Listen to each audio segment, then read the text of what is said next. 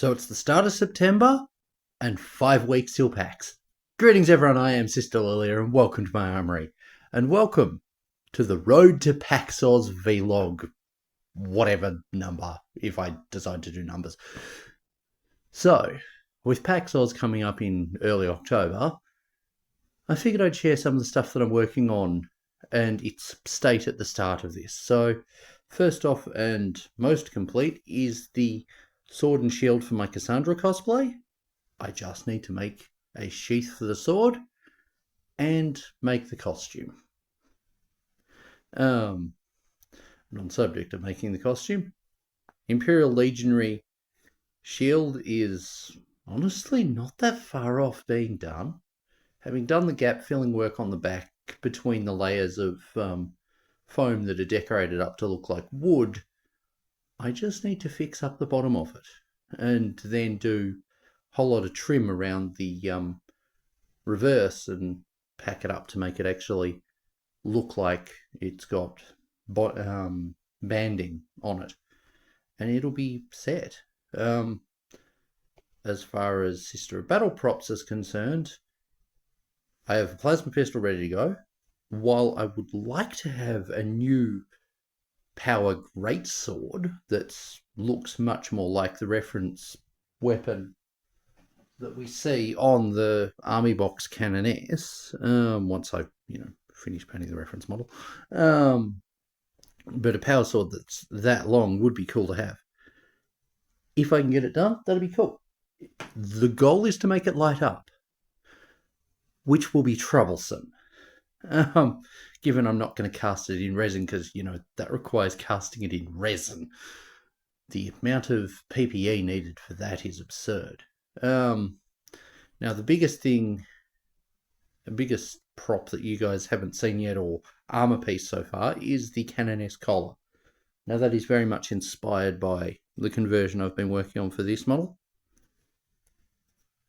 Camera focus on me, which adds in a whole lot of spots. Now, because of the relative size of that miniature, there's only so much detail I can add onto it. This, however, as you can see, I'm getting a lot of details onto it now. We've got a mountain of fleur-de-lis on the front, some on the back. Now the battery packs are getting, these ones are getting sealed up and, well, getting covered with gesso and, not gesso. These are getting primed up, the skulls are getting gessoed.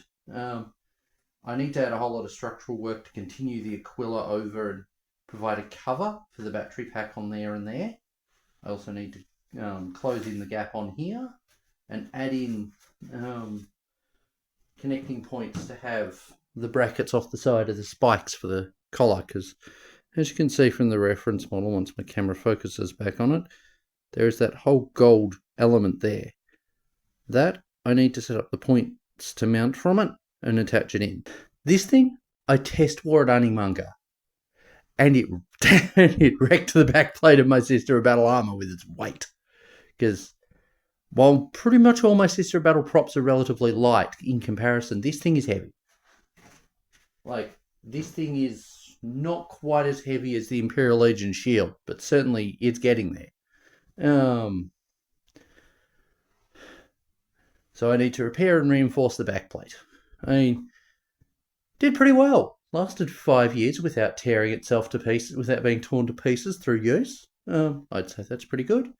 Or 6 years. It'll be 6 years now. We've got the Xenorite axe, which I need to add in the back parts onto. And, need to add the back spike into it and then greeble the pole for it. As for the Legionary, the current war gear plan is Daedric sword, because I already have one, and heavy Legion armor. The heavy armor just looks better. And I'm going to do the officer helmet because it still looks better than the standard grunt helmet. But while I love the rare Imperial helmet that you can find on a Shrine to Talos in Rift and Hold, the problem with it is you can't see shit in it. And if I'm going to be wearing Legion armor in a crowd, I need to have peripheral vision. So, hence the officer helmet. The fun part, I suck at helmets. Which is going to be great, because to go with the Sister of Battle one, I've got to make the helmet from the Exorcist Gunner. Yeah, making that.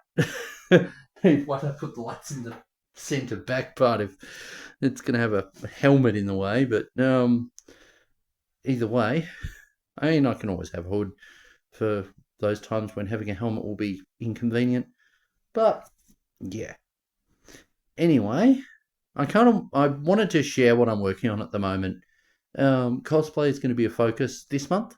The next cosplay prop that gets a build video will be the shield, because it is, well, nearly done. I just need to do the rest of it. Funny how that works. And funny enough, I'll be able to make use of some of the mountain of scraps and offcuts to finish the back of it. Recycling, or at least reusing of waste. The start of that Sister of Battle helmet is this. Now, I sculpted on something resembling a fleur-de-lis on there, and I've been filling it in with lots and lots of the little skulls. Gotta say, icing moulds with skulls in them, damn helpful. As is the fact that you can freeze foam clay to be able to demould it. Also, some versions of air dry clay. Specifically the one that behaves like foam clay until it dries, and then becomes, instead of foam, ends up kind of just becoming air dry clay. It's kind of foamish. But yeah, anyway, I wanted to share kind of what I've been working on. With how little time I have till PAX, miniatures content is going to be on the back foot, or back burner. I have stuff I'm working on. I've got plenty of stuff I'm working on. Getting it up to the point that it's ready for a YouTube video, that's another matter. Anyway, thank you all for watching. I've rambled on for long enough. I'll see you soon. Bye.